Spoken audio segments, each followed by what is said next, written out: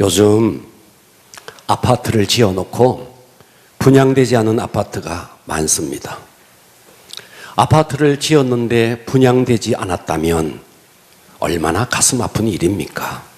얼마 전에 뉴스를 보니까 지금 대한민국에서 아파트가 분양되지 않아서 미분양 상태로 있는 도시 1위가 대구였습니다.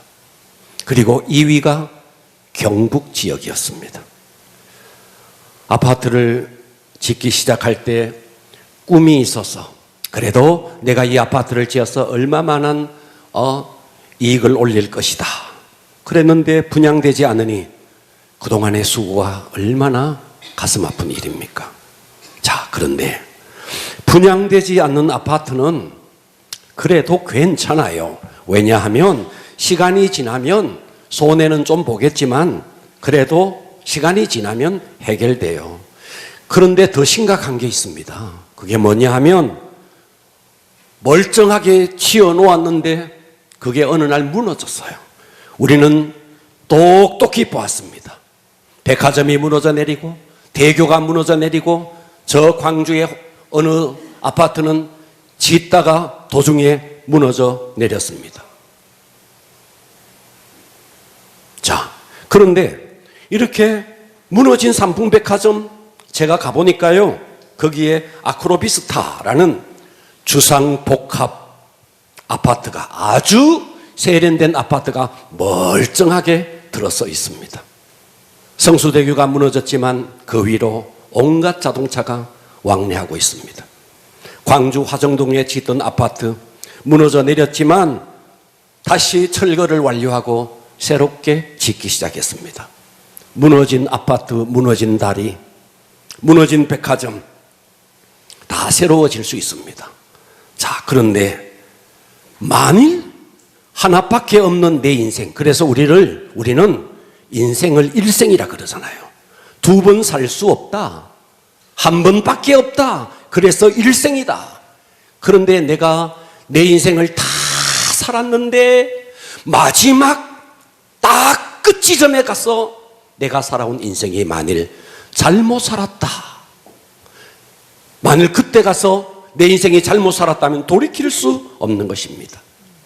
내 인생이라는 이 인생의 건축물, 심판자 앞에 섰을 때 그 심판자 대신 주님께서 너 아니야, 너 아니야. 어떡하겠습니까? 그때 같아 어떻게 하겠어요? 자, 제가 쓴 책 가운데 행복의 나침판에 두 번째 챕터에 나오는 이야기, 해밍웨이요. 자, 이 해밍웨이, 흥분과 모험을 찾아서 한평생을 돌아다닌 사람입니다. 그가 추구한 직업의 다양성, 주거의 다양성은 과히 기네스북에 오를 만큼 어마어마한 직업, 어마어마한 주거지 옮겨다니면서 운전기사, 투사, 사냥꾼, 종군 기자, 낚시꾼, 권투선수, 사업가, 군인, 그리고 작가, 상상할 수 없는 삶을 살았어요. 아프리카에서는 코끼리를 잡는데 전문적인 사냥 기술을 가졌고, 쿠바에서는 군수공장을 인수해서 사업을 아주 성공적으로 했고, 바다 낚시는 수준급이었고, 파리에서는 특파원으로 지냈고, 무엇보다도 이 사람은 작가로서 노벨 문학상까지 탔던, 그야말로 그가 도전했던 대부분의 부분에서 최고의 자리에 올랐습니다. 가보지 않는 땅이었고, 해보지 못한, 이루지 못한 일이었고, 모든 것을 이루어 보았던, 이 땅에 정말 걸출한 사람, 돈도 명예도 권세도 모든 것을 가졌던 그가 그의 인생의 마지막에 자기에게 밀려오는 고독감, 그 허무감에 그 허무감을 이기지 못하고 자기가 가지고 있는 권총을 가지고 자기의 관자놀이를 쏘서 자기의 생을 마감했습니다. 아니, 이 땅에서 그만큼 누렸는데요, 그만큼 올랐는데요, 가보지 않은 땅이었고 해보지 못한 일이 없는데요, 그가 서서 노벨상을 탔던 노인과 바다. 자, 이 작품은 자기의 인생을 고스란히 보여주고 있습니다. 이야기의 스토리가 어떻습니까? 한 어부가 있었습니다. 이 어부는 저 큰 대양에 나가서 큰 물고기를 잡는 것이 꿈이었습니다. 그래서 그저 육지에서 멀리 떨어져 있지 않는 그런 바다가 아닌 먼 바다를 배를 몰고 나갑니다. 그리고 어렵게 큰 물고기를 잡았습니다. 물고기가 얼마나 컸던지 자기가 몰고 간 배에는 도무지 실을 수 없을 만큼 큰 물고기를 잡았습니다. 그래서 그 물고기를 배에 실을 수 없으니 배 뒤에다가 묶어서 그 묶은 고기를 달고 항구를 향해서 돌아옵니다. 돌아오는 중에 피냄새를 맡았던 상어떼가 습격합니다. 그래서 이 노인은 상어떼의 습격을 계속해서 떨쳐내기 위해서 상어떼를 계속 쫓습니다.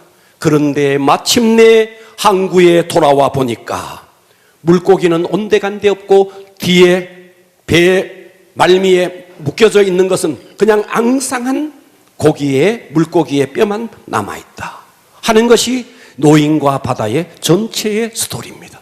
자, 이 지극히 간단한 내용이 그토록 많은 사람들에게 감동을 주고 많은 사람들에게 영향력을 입혔던 것은 바로 이것이 해밍웨이의 자기의 인생이었고, 이 책을 읽는 모든 독자들이 바로 이 소설을 통해서 자신의 인생을 돌아보게 했기 때문입니다. 여러분, 우리가 이 세상이라는 바다에 성공이라는 물고기를 잡기 위해서 도전했던 이 노인과 같은 사람입니다.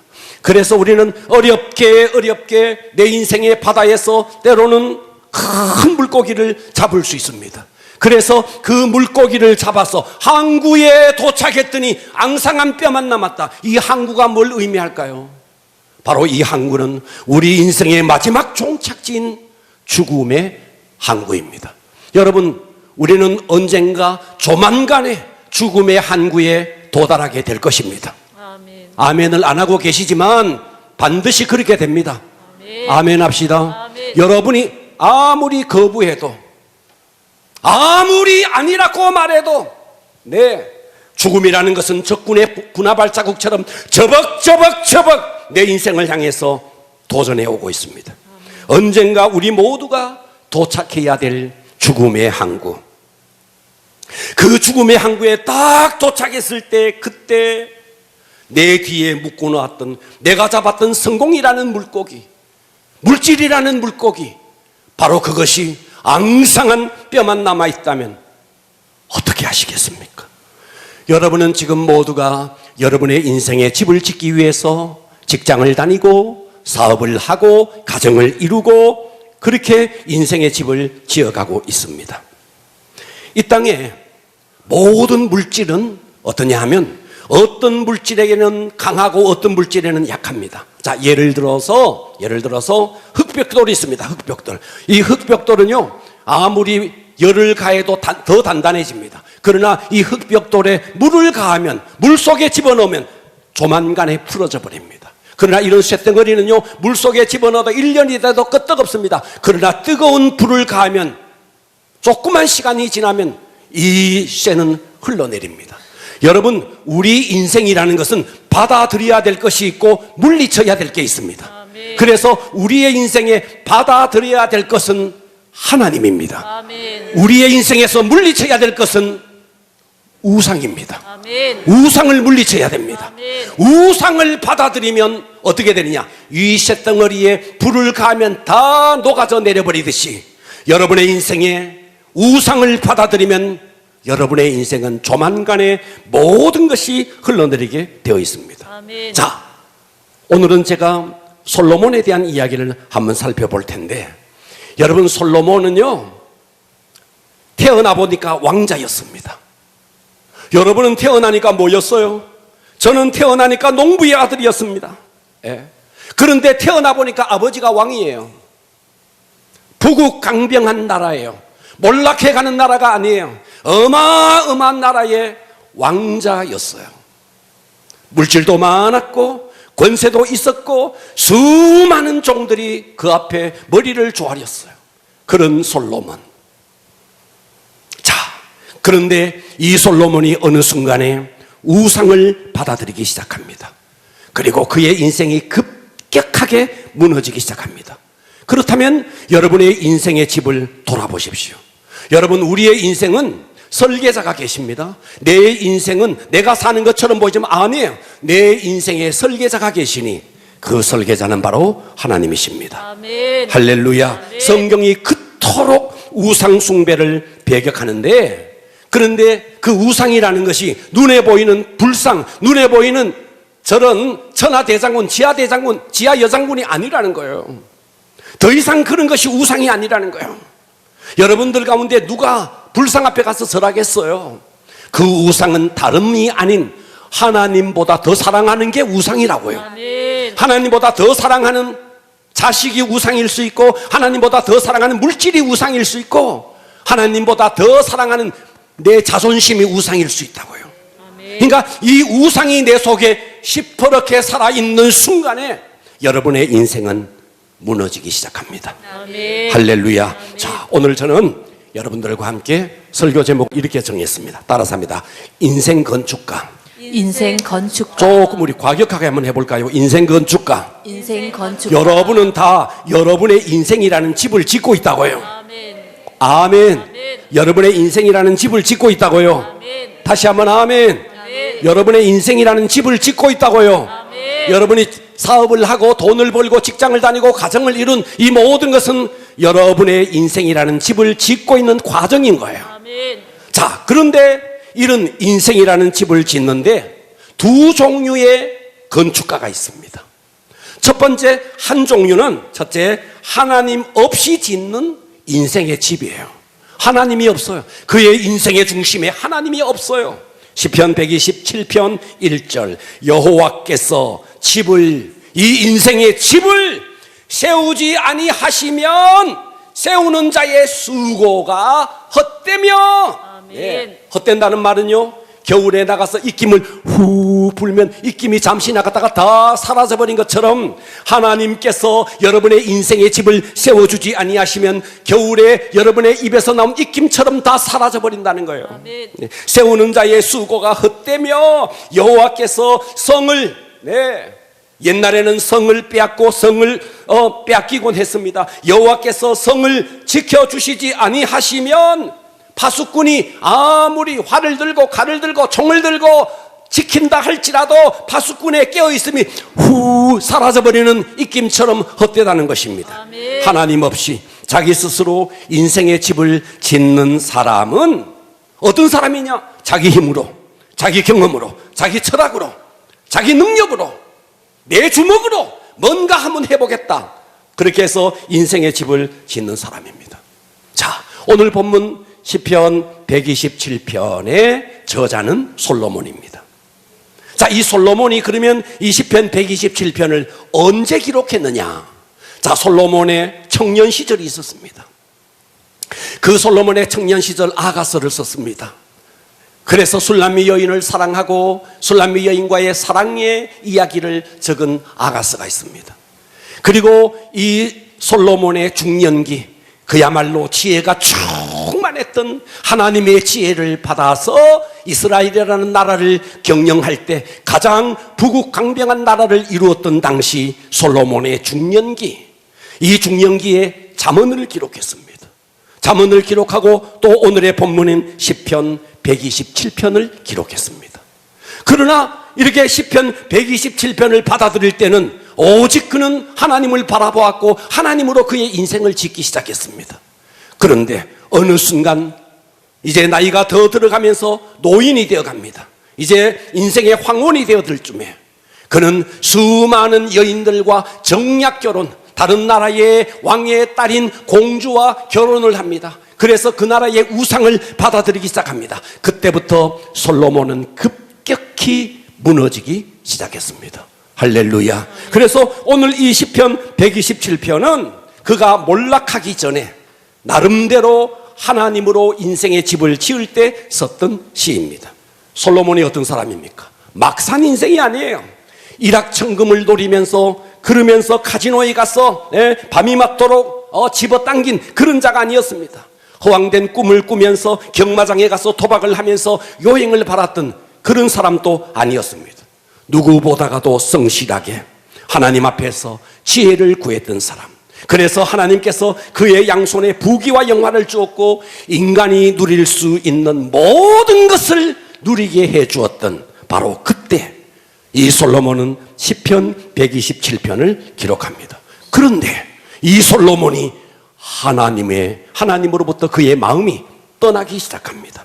겸손하게 하나님을 구하며 살 때는 하나님께서 이 솔로몬의 인생을 정말 번영하게 만들어 주었는데, 솔로몬이 하나님을 멀리 떠나면서부터, 우상을 가까이 하면서부터 자기 방법대로 인생을 살기 시작하면서 급격하게 무너지니, 자, 열왕기상 11장 6절을 보겠습니다. 솔로몬이 여호와의 눈앞에서 악을 행하여 그의 아버지 다윗이 여호와를 온전히 따름같이 따르지 아니하고, 모압에, 그렇죠, 모압 여인과 정략 결혼을 했습니다. 그 여인이 가지고 왔던 가증한 금오스, 다시 말해서 모압이라는 나라가 섬기는 우상이었던 금오스를 위하여 예루살렘 앞 산에 산당을 지었고, 암몬 자손의 가증한 몰록, 암몬 자손이 섬겼던 몰록이라는 우상을 위하여서 그와 같이 하였으며, 그가 또 그의 이방 여인들을 위하여 다 그와 같이 한지라. 그들이 자기의 신들에게 분향하며 우상에게 이런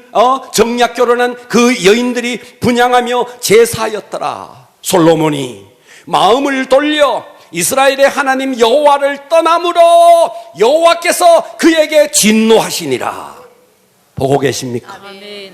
여러분, 솔로몬이 하나님 앞에 겸손히 하나님을 구할 때는 하나님께서 솔로몬에게 은혜를 주시고 건강도 주시고 부귀도 주시고 영화도 주시고 부국강병한 나라를 주었습니다. 그런데 솔로몬이 범죄하니까 나라가 급격하게 기울기 시작했고, 솔로몬이 굉장히 부강할 때는 솔로몬 앞에 와서 한마디도 말하지 못했던 그런 자들이 이제 쿠데타를 일으키기 시작합니다. 열왕기상 11장 14절에 보면 여호와께서 에돔 사람 하닷을 일으켜 솔로몬의 대적이, 평소에는 솔로몬에게 꼼짝도 못했던 하닷이란 자가 솔로몬을 대적하기 시작합니다. 열왕기상 11장 23절, 하나님이 또 엘리아다의 아들 르손을, 봐봐요, 내가 약해지니까 하나님이 하닷을 일으켜서 솔로몬의 대적자가 되게 만들었대요. 여러분, 우리 인생은, 우리 몸도 그렇습니다. 내 몸이 건강하면 웬만한 바이러스, 웬만한 세균이 들어와도요, 내 몸이 건강하면 물리칩니다. 이 시츄에이션은 뭐죠? 아멘 좀 합시다. 할렐루야, 할렐루야. 네, 내가 건강하면 바이러스 문제 안 돼요. 똑같이 감기 환자가 한 방에 있었는데 어떤 사람은 감기 걸렸는데 어떤 사람은 괜찮아요. 여러분, 이 여름에 우리가 시원한 냉면을 한 그릇 하면 얼마나 좋아요. 여러분, 그 냉면 속에 대장균이 득실득실거리는 거 아시죠? 근데 건강한 사람은 한 그릇 먹어도 괜찮아요. 그런데 건강하지 아니하면 배탈이 나는 거죠. 그러니까 여러분, 이 솔로몬이 하나님을 바라보고 하나님으로 인생의 집을 지을 때는 하나님이 그의 집을 강하게 만들어주니까 그 누구도 대적자가 일어나지 않는 거예요. 아멘. 할렐루야. 아멘. 그런데 우상을 숭배하니까 나라가 급격하게 기울기 시작하고, 그때부터 요소에서 솔로몬을 대적하는 자가 나타나기 시작한 것입니다. 아멘. 여러분, 과거에 소련이라는 소비에트 연방이 있었습니다. 공산주의의 이론을 가지고 기독교를 아편이라고 여기면서 그 소비에트 연방에 있던 선교사들을 다 추방했습니다.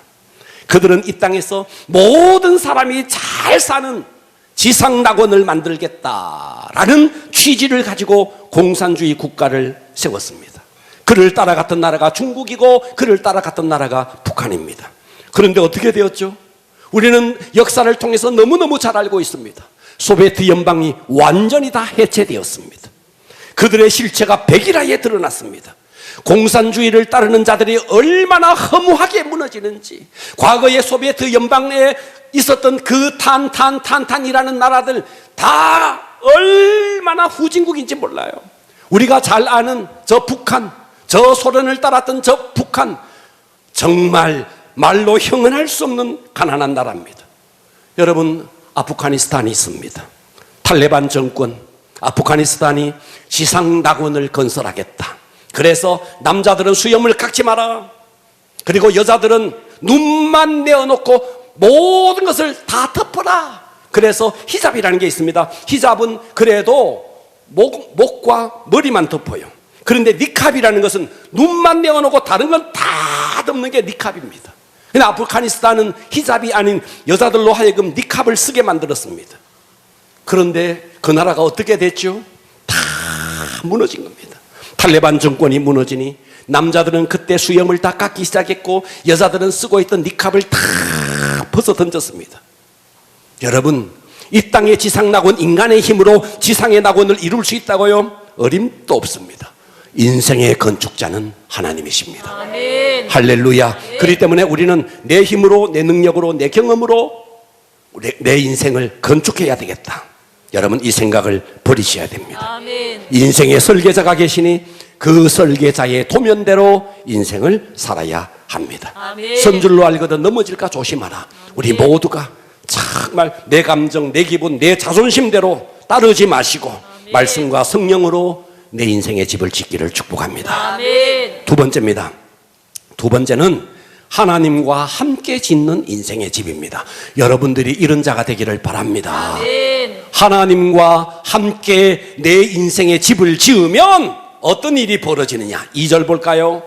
너희가 일찍이 일어나고 늦게 누우며, 그렇죠? 네. 새벽별을 보고 직장에 나갑니다. 네. 그리고 늦게 밤에 아주 막 10시, 11시까지 일을 하다가 늦게 집으로 돌아오면서 돈을 벌어서 사업을 해보겠다, 수고의 떡을 먹으려고 몸부림치지만 여러분, 하나님이 지켜주지 아니하시면 하나님께서 실필줄 하나만 건드려보면 인생이 끝나는 거예요. 네. 여러분, 교통사고 나는 사람이 교통사고 나고 싶어서 나겠습니까? 네. 하나님이 지켜주셔야 되는 겁니다. 하나님께서 여러분의 자녀를 지켜주셔야 됩니다. 네. 하나님이 그 가정을 지켜주셔야 돼요. 내 힘으로, 내 능력으로 수고의 떡을 먹음이 헛되도다. 하나님과 함께 인생의 집을 짓지 않는 자는 수고의 떡을 먹음이 헛되도다. 입에서 나온 입김처럼 사라지고 없어져 버리고 만다는 것입니다. 그러므로, 그 다음부터 보세요. 그러므로 여호와께서 그의 사랑하는 자에게 잠을 주시는도다. 이 잠이 뭔데요? 이 잠은 우리가 자는, 밤에 자는 수면, 물론 그 말이기도 해요. 그러나 여기서 잠은 평안이고 안식입니다. 하나님을 섬기는, 하나님으로 그의 인생의 집을 짓는 그 가정에 하나님은 무엇을 주시느냐? 평안을 주신다는 것입니다. 건물, 여러분 조그마한 계집 같은 거야 뚝딱뚝딱 지을 수 있습니다. 그러나 적어도 이 정도의 건물을 지으려면요, 이 정도의 건물을 지어도요, 설계 도면 없이는 지을 수가 없는 거예요. 여러분, 우리 인생에 설계 도면이 있으니 그 설계 도면이 바로 성경입니다. 아멘. 그 설계 도면을 설계하신 분이 누구신데? 바로 하나님이십니다. 아멘. 그러므로 우리는 내 인생을 내 마음대로 짓는 것이 아니라 하나님으로 내 인생을 지어야 합니다. 아멘. 설계 도면인 성경에 32,500여 가지의 하나님의 약속이 있습니다. 창세기부터 계시록까지 하나님께서 우리에게 주시는 충만한 축복과 은혜가 아주 성경 속에 가득히 있습니다. 예레미야 29장 11절은 이렇게 말합니다. 여호와의 말씀이니라. 너희를 향한, 우리를 향한 나의 생각, 하나님의 생각이 있다는 거예요. 우리를 향한 하나님의 생각이 있다는 거예요. 그 생각이 뭔데? 나의 생각을 내가 아는데 내가 너희에게 주고자 하는 것은 평안이야, 재앙이 아니야. 너희에게 미래와 희망을 주는 것이야. 아멘. 자, 여러분의 삶을 돌아보세요. 여러분의 삶에 고달프고 힘들고 재앙과 여러 가지 실패와 좌절과 여러분 이런 거 혹시 있지 않습니까? 오늘 우리는 이 하나님의 설계도인 말씀을 붙잡아야 됩니다. 아멘. 하나님은 우리에게 평안을 주시지 결코 재앙을 주는 게 아니다. 아멘. 우리에게 절망을 주는 게 아니다. 미래의 희망을 주는 것이다. 아멘. 이 하나님의 생각이 우리 속에 이식되어야 됩니다. 아멘. 마귀는 우리에게 계속 절망을 줍니다. 마귀는 계속 우리로 하여금 갈라지게 만듭니다. 떠나게 만듭니다. 마귀가 하는 것은요, 다 갈라지게 만드는 겁니다. 교단이 갈라지고, 노예가 갈라지고, 교회가 갈라지고, 성도가 교회를 떠나는 거, 이 모든 배후에는 사단이 있습니다. 사단은 계속해서 가르는 겁니다. 그러나 하나님은요, 하나 되게 만들어줍니다. 그래서 여러분, 하나님의 생각이 여러분에게 이식되어야 되는데, 하나님의 생각을 이식하는 방법이 있어요. 그게 12절이에요. 너희가, 예레미야 29장 12절, 너희가 내게 하나님 앞에 와서 부르짖으며 내게 와서 기도하면 내가 너희의 기도를 들을 것이요. 아멘. 아멘. 너희가 온 마음으로 나를, 하나님을 구하면 나를 찾을 것이요, 나를 만나리라. 여러분, 지금은 우리가 6월을 지나고 있습니다. 6월은 호국 보훈의 달입니다. 6.25 전쟁이 벌어졌을 때 유엔군에서 사령관으로 이 땅에 온 사람이 바로 메가더 장군입니다. 메가더 장군이 우리나라에 딱 와보니까 이미 전쟁이 기울어진 운동장이었습니다. 이미 북한이 수도 서울을 완전히 정복하고 나무로 밀어 닥치고 있었습니다. 저 다부동 전투에서 한참 전쟁이 벌어져 있고 드디어 마지막 대구와 부산만 남았습니다. 이것을 다시 이 남에서 북으로 밀고 올라간다는 것은 너무나 많은 희생이 필요하다라는 생각을 하면서 인천 상륙작전을 계획하게 됩니다.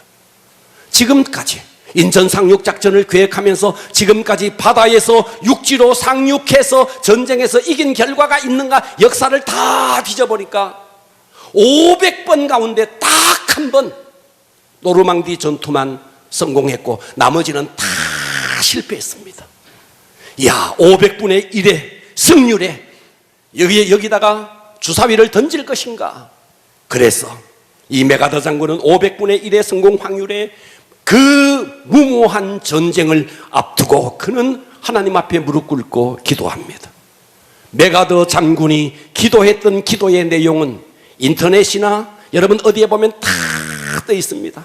메가더의 기도는 이렇습니다. 하나님, 오늘 우리를 사용하셔서 이 나라를 자유롭게 하시며 우리가 싸우는 것이 인간의 야욕이 아닌 정의와 자유와 생명을 위한 것임을 증명하게 하여 주시옵소서. 아멘. 네. 메가더는 이 기도를 무릎을 꿇고 하나님 앞에 기도하고 인천 상륙작전을 감행합니다. 인천 상륙작전을 감행하면서 또다시 하나의 생각이 들었던 것이 바로 위장교란작전이었습니다. 그 위장교란작전이 바로 저 동쪽으로 포항 위에 가면 장사라는 곳이 있는데 장사 상륙작전을 눈에 띄게, 북한군에게 눈에 띄게 그것을 가행하게 합니다. 그래서 그때 당시에 학생의용군이 772명, 그들이 동해안으로 북한군을 유인하기 위해서 교란작전을 하는데 그때 당시에 아이들이 17세에서 20세 학도병들, 그들이 다 투입되었고 무기도 없고 식량도 없고, 그래서 그들이 북한군과 치열하게 싸우면서 거기에서 장렬하게 죽게 되었습니다. 지금 또 포항 위쪽에 가면, 장사에 가면 그 바다 한복판에 배가 띄워져 있습니다. 그날의 참상을 그대로 볼 수 있습니다. 여러분, 우리나라가 이런 사람들의 희생과 이런 메가더 장군의 눈물의 기도에 의해서 세워진 나라예요. 아멘. 여러분, 우리나라가 저 아프가니스탄에 우리나라 군대를 보냈습니다. 순차적으로 보냈습니다. 얼마 정도 보냈느냐 하면 약 6,000명 정도 보냈습니다. 그런데 그 군인들이 가서 전투에 투입된 군인들은 한 명도 없습니다. 다 의료, 건설, 여기에 우리 군인들이 투입됐고 우리나라에서 6,000명이 가서 딱 한 사람, 윤장호 하사 단 한 사람이 폭탄 테러에 의해서 희생됐습니다. 그런데 여러분, 미군이 우리나라 6.25 전쟁이 벌어졌을 때 그들의 참전수는요 178만 9천 명, 우리나라는 6천 명, 그 가운데 한 명 죽었어요. 그리고 전투에 투입된 것도 아니에요. 의료 건설에 투입되었어요. 미군은요, 우리나라에 178만 9천 명이 우리나라에 투입되었습니다. 전사자가 33만 6,574명, 부상자가 10만 3,284명, 실종자가 7,800명. 듣고 계시죠? 우리나라는 6천 명 보내고 그 가운데 한 명 죽었어요. 그런데 그것을 가지고도 난리였습니다. 저 미군이 우리나라 6.25 전쟁을 돕기 위해서 왔던 숫자가 178만 9천 명, 전사자가 3만 6,574명, 부상자가 10만 3,284명, 실종자가 7,800명. 어마어마한 대가를 치러준 나라가 미국이에요. 사람들 그래요. 미국 저게 우리에게 해준 게 천부당 만부당한 소리예요. 그런 소리 하면 안 돼요. 그런 소리 하면 안 됩니다. 우리나라가 가장 위기의 때 우리를 도와준 나라가 저 나라예요. 그런데 그 은혜를 잊어버린다고요? 있을 수 없는 일이에요. 할렐루야. 여러분, 북이스라엘과 남유다가 원래는 한 나라였습니다. 근데 나라가 갈라졌습니다. 그런데 남유다 예루살렘, 수도 예루살렘에 하나님의 성전이 있었습니다. 하나님은 언제나 성전을 중심으로 주도권, 다시 말해서 어느 나라가 진짜 나라인가, 어느 나라가 정통성이 있는 나라인가를 하나님은 언제나 구분했습니다. 그래서 북이스라엘이 정통성이 있는 것이 아니라 남유다가 정통성이 있다. 남한과 북한이 원래 우리 한 나라였습니다. 그런데 우리나라가 갈라졌습니다. 북한과 남한이 갈라졌습니다. 어느 나라에 정통성이 있을까요? 물어보나 마나죠. 남한이 정통성이 있습니다. 이 남한 땅에 이토록 하나님을 섬기는 나라가, 하나님을 섬기는 백성들이 이곳에 있기 때문입니다. 여러분, 저 북한은요 멀지 않았습니다. 하나님을 반대하고 하나님을 믿는 백성들을 저토록 탄압하는 저 나라는요, 하나님께서 그냥 둘 리가 없습니다. 할렐루야. 하나님을 반대하는 나라, 하나님을 반대하는 문명과 문화, 지금까지 모든 역사가 증명하고 있습니다.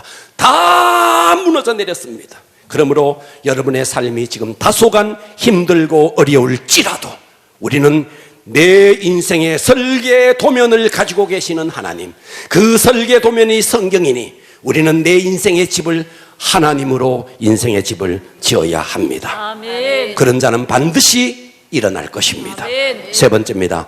인생의 건축가 세 번째는 하나님과 함께 지은 집의 축복. 하나님과 함께 지은 그 집의 결과는 어떻게 되는가? 2절 하반절, 그러므로 여호와께서 그의 사랑하는 자에게 잠을 주신다. 곧 평안과 안식을 주신다. 할렐루야. 아멘. 할렐루야. 아멘. 그뿐만 아닙니다.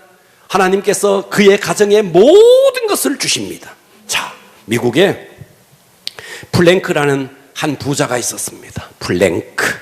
이 사람은 자수성가해서 수천만 달러의 돈을 갖게 된 엄청난 부동산과 주식을 가진 거부였습니다. 플랭크. 그는 부자일 뿐만 아니라 자선 사업을 했습니다. 가난한 사람들을 위해서 그의 물질을 흘려보냈습니다. 아낌없이 나누었던 사람. 그래서 이 플랭크는 많은 사람들에게 존경을 받았던 그런 사람입니다. 그런데 유감스럽게 이 플랭크는 처음에는 하나님을 잘 섬겼습니다. 그런데 어느 한순간 돈이 많아지고 하는 일들이 많아지면서 이 플랭크는 하나님을 떠나게 됩니다. 그는 이렇게 생각했습니다. 내 인생은 내가 최선을 다하면 내 인생을 만들 수 있다. 내가 최선을 다하면 나의 인생을, 내 인생의 운명을 개척할 수 있다. 그래서 그는 하나님을 버리고 최선을 다해서 아침부터 저녁까지 몸부림치면서 뛰고 또 뛰었습니다. 자선 사업을 했습니다. 세상적으로 보면 사람들이 플랭크, 훌륭한 사람, 그렇게 돈을 벌어서 오직 자기만을 위해서 쓰지 않고 가난한 사람들을 위해서 물질을 흘려보내니 얼마나 사람들에게 존경을 받았겠습니까? 그런데 하나님이 없는 그의 인생의 어느 한순간 그의 인생의 한 귀퉁이가 무너져 내리기 시작합니다. 열심히 일을 하고 집에 돌아왔는데, 이 집에는 아들과 딸 둘이가 있습니다.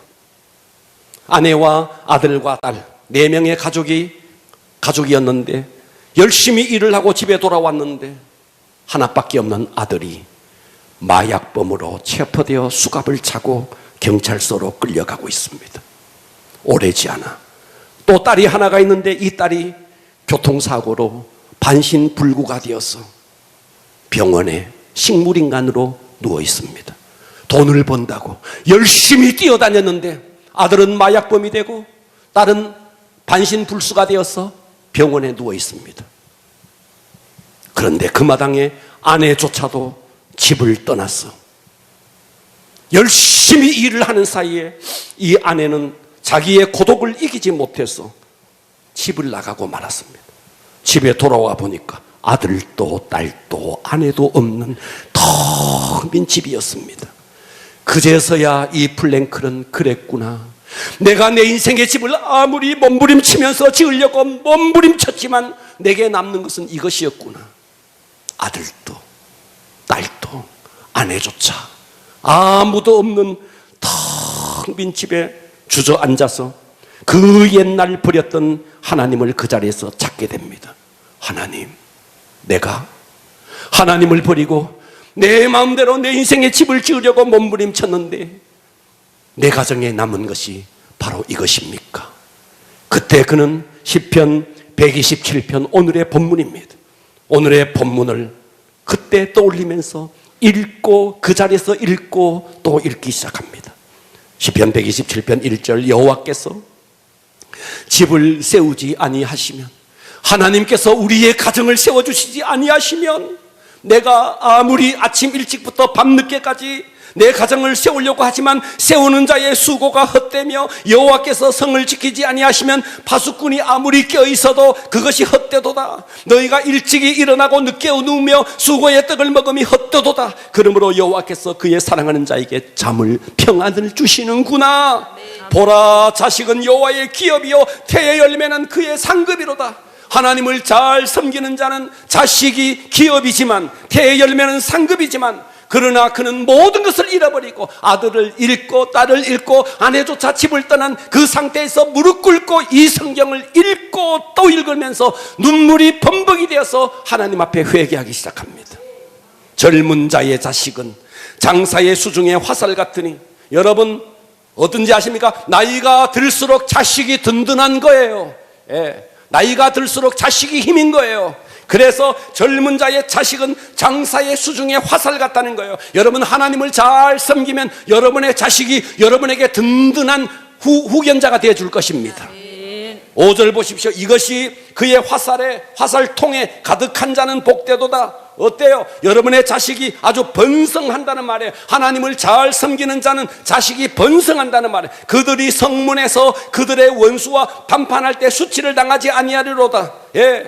다른 사람들과의 관계 속에서 수치를 당하지 않도록 하나님께서 지지해주고 밀어주고 그렇게 역사해 주신다는 것입니다. 이것이 바로 하나님으로 인생을 짓는 자의 축복이요 결과라는 것입니다. 아멘. 오늘날 세상에 수많은 사람들이 이 플랭크처럼 사업의 집을 짓고 출세와 성공의 집을 짓기 위해서 동분서주하지만, 여러분 한순간에 여러분의 가정의 집이 무너져 내릴 수 있습니다. 하나님이 지켜주셔야 합니다. 아멘. 여러분 나라는 인간은요, 여러분들이 굉장히 강해 보이죠? 강하지 않습니다. 여러분 속에 핏줄 하나만 건드려도 바로 반신불수가 될 수 있습니다. 할렐루야. 아멘. 그러므로 우리는 마지막 순간까지 붙들어야 될 것이 뭔데? 예수 그리스도십니다. 아멘. 이 세상의 모든 것을 잃어버려도 여러분들이 예수를 붙잡으면 모든 것을 얻게 되지만, 아멘. 여러분들이 모든 것을 얻어도 예수를 잃어버리면 모든 것을 잃게 되는 것입니다. 아멘. 그러므로 우리는 내 인생 끝나는 순간까지 결코 놓치지 말아야 할 이름은 예수 그리스도십니다. 아멘. 마지막으로 제가 이 이야기만 하고 오늘의 말씀을 마치겠습니다. 모파상이라는 사람이 있습니다. 모파상, 참 훌륭한 작가죠. 이 사람이 목걸이, 여자분들이 목에 거는 목걸이라는 소설을 썼습니다. 이분은 말단, 이 소설 속의 주인공이 있는데 주인공의 남편은 말단 공무원입니다. 말단 공무원. 그런데 어느 날 장관의 초청을 받게 됩니다. 이 말단 공무원에게 장관이 파티를 여는데 당신이 부부 동반해서 우리 파티에 오시오. 이 말단 공무원이 장관의 파티에 초대를 받게 됩니다. 파티에 가려니까 아내가 옷이 없어요. 그래서 남편과 상의해서 있는 돈 없는 돈 끌고 모아서 백화점에 가서 아주 예쁜 드레스를 샀습니다. 파티용 드레스를 샀습니다. 드레스를 입었습니다. 드레스를 딱 입고 보니까 목이 너무 허전한 거예요. 목에 뭘 걸 수 있는 목걸이가 없을까? 집에 목걸이가 없어요. 있는 거라고는 사구려고 어울리지가 않아요. 그래서 부자인 친구에게 다이아몬드 목걸이를 하나 빌렸어요. 사실은 내가 장관의 초청을 받아서 파티에 가게 됐는데, 그래서 있는 돈 없는 돈 끌고서 드레스를 샀는데 목걸이가 없어. 목걸이 좀 빌려줄 수 있겠어? 그래서 그 친구가 다이아몬드 아주 비싼 목걸이를 빌려줬어요. 이제 완벽하게 갖추고 파티에 참석했습니다. 주인공처럼 춤추며 노래하며 즐거운 파티를 마치고 남편과 함께 집으로 돌아왔습니다. 그런데 집으로 돌아와 보니까 불사, 웬일입니까? 얼마나 신나게 춤을 췄든지 얼마나 신나게 노래 불렀든지 여기 달고 있던 다이아몬드 목걸이가 사라져버리고 없었습니다. 어떻게 하나? 큰일 났다, 큰일 났다. 그래서 남편과 상의했습니다. 어떻게 하나? 그 남편이 참 훌륭한 남편이었어요. 그래서 어떻게 하나? 빌린 다이아몬드 목걸이를 어떻게 하나? 그래서 집을 팔았어요. 집 팔아도 그 다이아몬드 목걸이를 할 만큼 돈이 안 됐어요. 그래서 친구에게 돈을 빌렸어요. 그래서 집을 팔고 돈을 빌려서 똑같은 다이아몬드 목걸이를 사서 친구에게 돌려줬어요.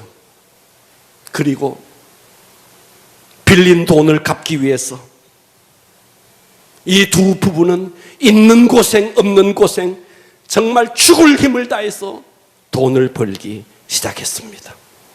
그러기를 10년 후에 어느 날 길을 가다가 자기에게 목걸이를 빌려준 그 친구를 만나게 됩니다.